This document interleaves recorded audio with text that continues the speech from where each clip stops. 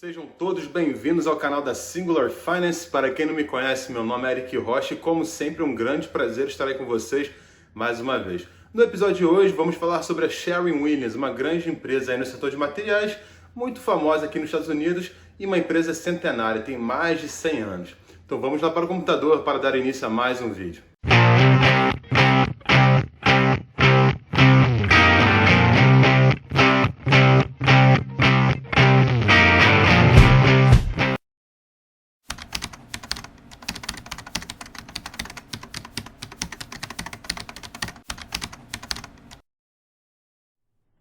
Vamos começar então o nosso vídeo aí da Sherwin-Williams, lembrando que é uma empresa no setor de materiais que desenvolve, fabrica, distribui e vende tintas, revestimentos e produtos similares, ok? Para clientes profissionais, industriais, comerciais e também de varejo. Foi fundada em 1866, como eu falei no início do vídeo, uma empresa muito antiga, sua sede fica em Cleveland, em Ohio, e o seu CEO, esse rapaz aqui na esquerda, é o John Morikis, ok? Ela está presente em mais de 60 países, contando com mais de 60 mil empregados. Conforme a própria empresa diz, ela tem 3 segmentos em que ela atua, que seria o Americas Group, Consumer Brands Group e a Performance Coating Group.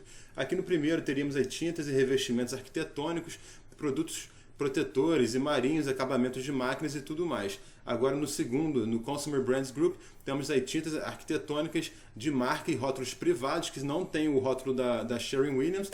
Ela faz verniz, produtos industriais, produtos de acabamento de madeira, conservantes de madeira, aplicadores, inibidores de corrosão, dentre outros, ok? A gama de produtos é imensa, ok? Caso vocês visitem o site da Sherwin-Williams, são muitos produtos. E agora o terceiro segmento, a terceira área dela é a Performance Coating Group, né, de revestimento. Então ela desenvolve e vende revestimentos industriais para acabamentos de madeira, aplicações industriais gerais, produtos de requinte automotivo, revestimentos protetores e marinhos, revestimentos de bobinas, revestimentos de embalagens, resinas e corantes também e outros. Aqui temos apenas alguns produtos, aqui na esquerda ela inclusive faz trajes especiais aí para pintura, trajes térmicos também. E aqui temos algumas marcas que são da Sherwin-Williams, ok? Como a Minwax, que é esse produto aqui na esquerda, dentre outras marcas. Agora vamos começar a dar uma olhadinha nos dados financeiros da empresa, começando com os dados aí de sua ação. O ticker symbol dela é SHW, o market cap dela, né, capitalização de mercado, ela é uma large cap no caso, está em quase 63 bilhões de dólares. E o preço de sua ação hoje, após o fechamento do mercado no dia 10 de março, está em 706 dólares e 10 centavos. Aqui temos a variação dela no período de 52 semanas. Ela variou de 322 dólares aproximadamente até 754,75. Ela rende 0,93% aí de dividendo, o que daria 6 dólares e 60 centavos no ano na forma de dividendo. Okay? Seu beta é 0,98, né? Conforme aí o mercado, ele é um pouco menos volátil que o mercado. Então vemos aí que a sua dívida líquida sobre o EBIT, né, o LAGIDA, está em 2,29, considerado baixo para a maioria das empresas. E já a sua dívida líquida sobre o capital da empresa está em 73%, considerado alto para a maioria das empresas. Então olha só, temos aqui 3 gráficos que eu trouxe para vocês de 5 anos, de 1 ano e dentro de 2021, year to date, para sabermos como ela está, né, tendo a sua performance ao longo desses anos. Então em 5 anos, ela está em 156,55 positivo, ok? Vemos aqui a queda na época do que o coronavírus estourou, por assim dizer, né? E ela não teve uma queda tão grande quanto outras empresas tiveram e já se recuperou, inclusive passou o seu preço aí, teoricamente, pré-Covid, né? Antes do Covid. Então, olha só, e num período de 1 ano, ela está 33,93%. Muitas empresas agora, que estamos aí no dia 10 de março, também mais para abril, muitas empresas vão ter um ganho considerável de valor quando virmos um gráfico aí no período de 1 ano, okay? Pois muitas empresas sofreram com o coronavírus, ou seja, o preço de suas ações caíram, e quando aí esse gráfico der uma andadinha para a direita, por assim dizer, teremos aí então ganhos consideráveis, ok? E dentro desse ano ela está quase 4% negativo. Vamos dar uma olhadinha aqui como essas ações estão distribuídas aí afora. Então, né, o total de ações seriam 100% e temos que quase 80% estão com instituições, ok? 11,16% estão com público e outros e 9,46% estão com o ESOP. Para quem não sabe, ESOP é o Employee Stock Ownership Plan, ou seja, é um plano de dar ações para os empregados. Inclusive a Tesla também, ela tem um plano similar onde ela dá ações de sua empresa para os seus empregados. Agora vamos dar uma olhadinha em dados de curto prazo, dados mais recentes, ok? Como havia falado, né, a capitalização, o market cap da empresa está em quase 63 bilhões de dólares. Em dívida total, ela está com 10,11 bilhões de dólares. Em cash, em dinheiro, está com 226,60 milhões. E o enterprise value, né, o valor da empresa, estaria algo próximo de 72,80 bilhões de dólares. Agora só vamos ver o income statement nos últimos 12 meses. Em receita, tivemos aí 18,36 bilhões de dólares. Em lucro bruto, ou seja, já vai ser menor que a receita, em 8,68 bilhões.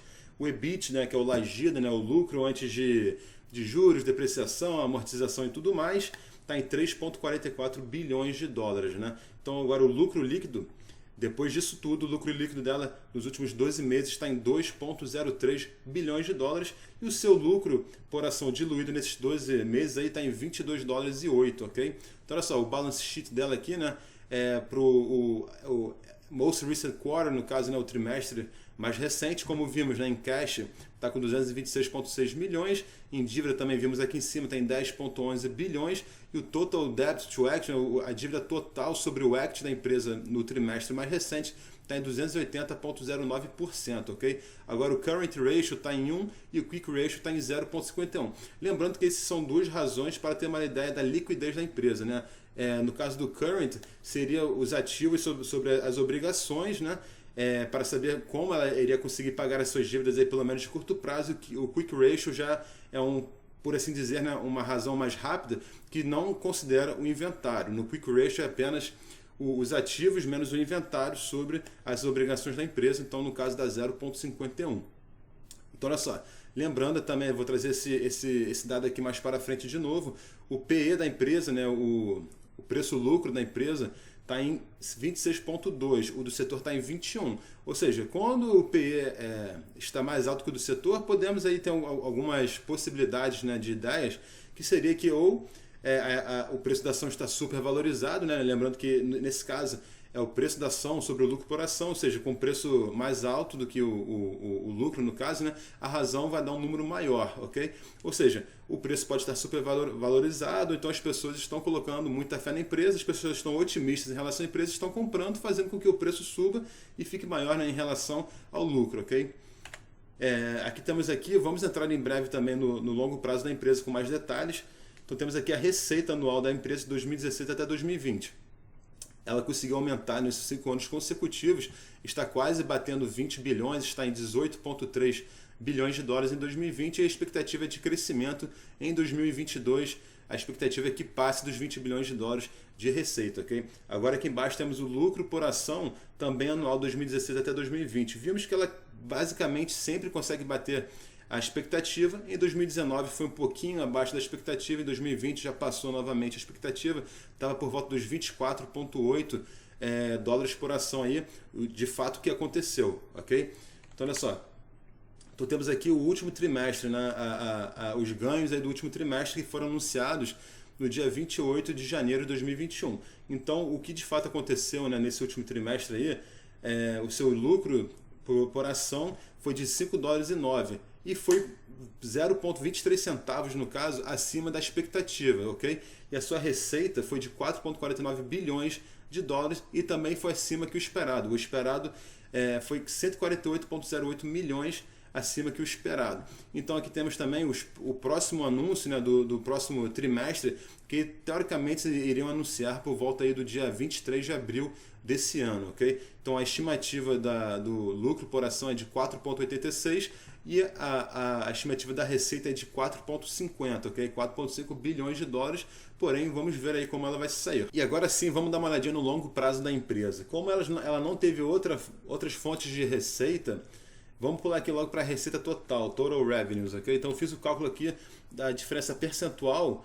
Então vemos que em 2011 estava em 8,7 bilhões de dólares de receita, em 2020 foi inclusive maior que 2019, até vimos naquele gráfico de barras aí, de colunas aí um pouco anterior a esse slide. Então 2020 foi 2,57% maior que 2019, ou seja, a sua receita foi crescendo ano após ano, pelo menos de 2011 até 2020, ok? E a expectativa é de continuar crescendo como vimos.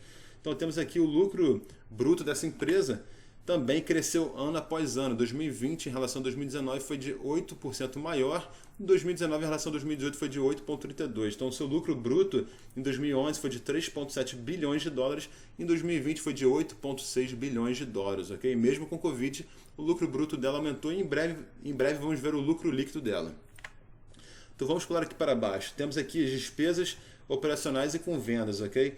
Então olha só, é normal, né? No caso da Sherwin-Williams, eles têm, se não me engano, mais de 4.700 lojas físicas, ok? Fora vendas online. Então é normal que um negócio em expansão tenha também aumento, né, nas suas despesas operacionais e despesas com vendas, ok? Então, olha só, vamos pular aqui para a receita operacional. Vemos que também foi aumentando ano após ano, sempre acima dos 10%, dos 15%, dos 20%. Apenas em 2017, em relação a 2016, teve uma pequena queda de 3,58%, né? Que nesse longo prazo não foi uma queda muito assim grande, né, por assim dizer, ok? Ela tem crescido em relação a 2020 e 2019, mesmo com o Covid foi quase 20% a mais aí em relação ao último ano em questão de receita operacional. Então olha só, temos aqui os seus ganhos de operações contínuas. Então olha só, o interest expense, né, suas despesas com juros, se ela está pagando as suas dívidas, então vemos que ela está fazendo esforço aí para pagar as suas dívidas ano após ano. E vemos também aqui que ela tem receitas de investimentos, também de 2011 até 2020, embora não seja algo muito grande, ela tem aí uma receita de investimentos, e essa terceira linha aqui seria basicamente a diferença dessas duas aqui, ok? Então olha só, vamos dar uma olhada aqui embaixo, o seu lucro antes de impostos. Então vemos, né, que o seu lucro antes de impostos, ano após ano, mesmo em 2020, está aumentando, ok? Ano após ano, 2020 em relação a 2019, olha só, em 2019 o seu lucro antes de impostos estava em 1,9 bilhões, quase 2, e 2020 foi 2,5 bilhões. Ou seja, vamos pular aqui para o lucro líquido, aqui embaixo, pessoal. Então olha só, em 2011 o lucro líquido da empresa estava em 441 milhões de dólares, aí quase 442 milhões de dólares. Milhões, hein? Em 2020 já foi de quase aí 2 bilhões de dólares aproximadamente. Ou seja, o seu lucro líquido, mesmo na época do Covid, com o Covid e tudo mais, foi 31,73% maior que 2019.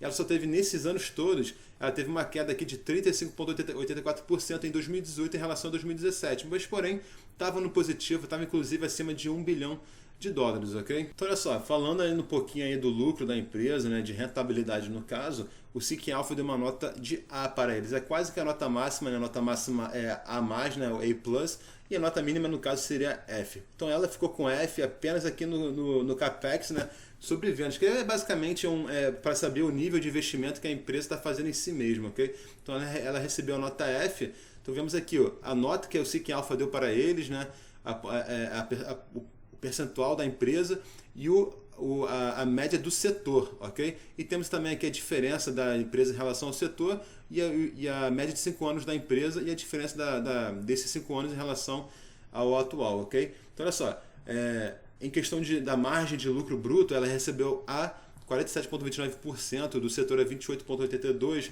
o seu EBIT também foi recebeu o B+, né, de 15,56%, do setor é 9,64%, a sua margem de EBITDA, né, do Lagida, no caso, recebeu o B-, tá no verde ainda, né, B- é verde, o C já fica no neutro, basicamente, também acima do setor. Agora a sua margem de lucro líquido já recebeu B+, está em 11,06%, e a margem de lucro líquido do setor está em 4,81%. E ela recebeu aqui a mais também no seu retorno aí sobre a equity comum, que está em 52,51%, do setor é 7,02%, muito acima aí do setor, ok? Ou seja, onde vemos o A, geralmente aí tende a ser bem maior que o setor, ok? Ó, o seu retorno sobre capital total está em 12,63%, do setor é 4,83%. Lembrando que aqui são dados dos últimos 12 meses, ok? Então olha só, vamos aqui para baixo aqui, o seu lucro líquido por empregado está em 33,27 mil no caso, e o do setor é de 18,65 mil, ok? Dinheiro de operações, recebeu a mais também, 3,41 bilhões de dólares. o do setor é 389, quase 390 mil. Como é uma empresa que paga dividendos e até já tem muitos anos que ela paga dividendos, nada mais justo do que realmente fazer também uma análise dos dividendos dessa empresa. Lembrando aqui, né, que o preço dela hoje está em $706 e a esse preço seu dividendo está em 0,93% e ela paga 22% de payout ratio, que é considerado muito baixo para a maioria das empresas. Lembrando que o payout ratio é a porcentagem do lucro utilizado no pagamento de dividendos, ok? Então, olha só, em fevereiro de 2021, a empresa, que foi o último aumento de dividendo, ela aumentou 23% do seu dividendo, ok? Nos últimos 5 anos, seu dividendo cresceu em uma média de 15%. Nos últimos 20 anos, seu dividendo cresceu em uma média de 12%. São 42 anos que a Sherwin-Williams paga dividendos consecutivos e todos os 42 anos foram dividendos crescentes, ou seja, em 42 anos, seus dividendos foram maiores em relação ao ano anterior, ok? Então, lembrando, ela faz 4 pagamentos no ano, né? Então, temos aí pagamentos em março, junho, setembro e dezembro, ou seja, o seu payout, né, o seu dividendo de $6,60 por ação é dividido em 4 pagamentos ao longo do ano. Então, aqui eu fiz uma simulação para vocês. A dados de hoje, um investidor que investir $1 milhão na Sherwin-Williams compraria 1.416 ações em uns quebrados e faria aí basicamente $9.350 no ano na forma de dividendos, ok? E aqui embaixo temos já uma simulação de longo prazo. O investidor investiu $1.000 nessa empresa sempre em janeiro de cada ano de 2016 até 2020. E pelo visto aí, todas essas compras estão positivas. Ou seja, vamos pular para aqui para baixo. Os 5 mil investidos hoje, em valor, valeriam 10.237,97, ou seja, teriam um ganho de valor em cima dos 5 mil, sem contar os dividendos, teriam um ganho de valor de $5.237, ok? Ou seja, um ganho aí bem alto, quase 104%, quase 105% na verdade. Agora, somando os dividendos, que foram $210 aproximadamente ao longo desses 5 anos, o valor total seria 10.448,74, teria um retorno total de $5.448,74, o que daria aí 108,97%, quase 109%. Ou seja, aquele investidor que investiu em longo prazo aí na Sherwin-Williams teve um retorno muito bom. Parabéns para você, caso você tenha sido um investidor aí da Sherwin-Williams de longo prazo. Aqui peguei umas ETFs, conforme o site ETF.com, algumas ETFs que tem a Sherwin-Williams dentro delas, ok? Então temos aqui as ETFs com maior exposição a Sherwin-Williams, temos essas 5, as ETFs com a melhor performance em 30 dias, temos essas 5 aqui. Essa aqui de cara, eu já falo aqui para vocês que essa Direx é um fundo que tem diversas ETFs, mas geralmente elas são ETFs muito voláteis, ok? Elas trabalham com mercado de opções, mercados futuros, swap e tudo mais. Então elas têm um beta sempre, geralmente essa Direction, suas ETFs têm beta inclusive acima de 2, algumas até acima de 3, são muito voláteis. Ou seja, caso você queira, por assim dizer, brincar com essas ETFs, tenha cuidado, pois são bem voláteis, ok? E temos aqui ETFs com a maior quantidade de ações da Sherwin-Williams e aqui estratégias de ETFs contando a Sherwin-Williams, ok? Que tenha a Sherwin-Williams dentro delas. No caso aqui, apenas como exemplo, essas Vanilla ETFs são ETFs considerados mais conservadores, ou seja, 34 ETFs conservadores contam com a Sherwin-Williams e por aí vai. E agora vamos dar uma olhadinha no que os analistas estão falando por aí dessa empresa. Lembrando que nós da Singular Finance não damos nenhuma dica de compra ou venda de ativos. Porém, é importante saber o que as outras pessoas estão vendo aí afora. Então aqui temos alguns artigos do Seeking Alpha, no caso. Eu peguei desde o início de dezembro do ano passado, no dia 1º de dezembro, até a data de hoje. Temos aqui que todos estão otimistas, embora hoje tenham feito um artigo neutro, embora falando também que no próprio título aí fala que um preço de ação menor, aí no caso da Sherwin-Williams, tem aí aumenta a perspectiva de ganhos, ok? E por aí vai. Então olha só, conforme o Seeking Alpha, temos outras 4 empresas aí, peers no caso, né, que é a Ecolab, a DuPont, a PPG Industries e a International Flavors e Fragrance, ok? Então vemos aqui no caso, o Sherwin-Williams está neutro na quantitativa, o Seeking Alpha está otimista, né, está bullish em relação a Sherwin-Williams e o Wall Street também está otimista em relação a Sherwin-Williams, está bullish também, ok? Então quem estaria aí similar em relação à análise do Seeking Alpha seria a PPG Industries, né? Tá quase que a mesma coisa, neutro, otimista e otimista, ok? Agora só, conforme o Simply Safe Dividends, eles acham que o preço da ação está com valor justo, falando que o seu rendimento do dividendo está alinhado aí com a sua média de 5 anos, ok? E também falando que o seu PE está muito acima da sua média de 5 anos, podendo fazer parecer, né, que o preço da ação está mais caro do que o normal. Inclusive trouxe aqui novamente aquele dado, né, o da empresa está em 26,2 o PE da empresa, né, o preço-lucro, e o do setor é 21, ou seja, de fato está acima, né, do setor, inclusive acima da sua média de 5 anos, ou seja, pode ser que essa empresa esteja com a sua ação esteja com preço elevado, ok? Ou então também que as pessoas estejam otimistas em relação à empresa. O MarketWatch botou aqui uma recomendação de compra de peso pesado, overweight, com preço alvo aí, preço médio alvo de quase $800 aí por ação, ok? Baseado em 28 analistas. Um overweight, pessoal, né, um peso pesado, não quer dizer que, geralmente, não quer dizer também que a ação vai crescer, né, de preço. Overweight geralmente quer dizer que ela vai ter uma performance melhor em relação ao mercado, então em relação aos seus competidores, ok? Pode ser que o mercado caia, mas ela se mantenha estável, ok? Então pode ser um peso pesado. Agora o Robinhood, também 28 análises, 61% está em compras, 32% em hold, né, em segurar, e 7% em vendas. Agora nos X, eles colocaram 3%, colocaram para hold também, para segurar. Agora eu quero saber a opinião de vocês. Vocês acham que a Sherwin-Williams é um bom investimento nos dias de hoje, em 2021? Deixe aqui nos comentários para sabermos a opinião de vocês. E lembrando, pessoal, caso vocês queiram que a Singular Finance faça uma análise de algum ativo em específico, deixe também nos comentários, ok? Vamos fechar esse vídeo por aqui. Gostaria de pedir a todos que se inscrevam no canal da Singular Finance, deixem o like nesse vídeo, ativem o sininho de notificações e, se possível, compartilhem esse vídeo, nosso canal, com todos que tenham interesse. Meu nome é Eric Rocha e nos vemos na próxima.